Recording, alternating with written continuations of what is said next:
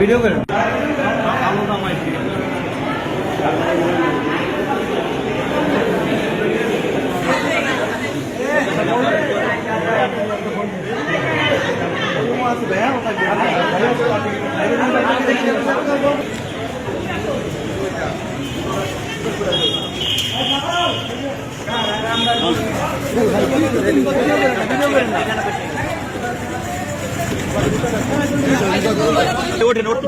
মেহমানদের উঠতে দেন।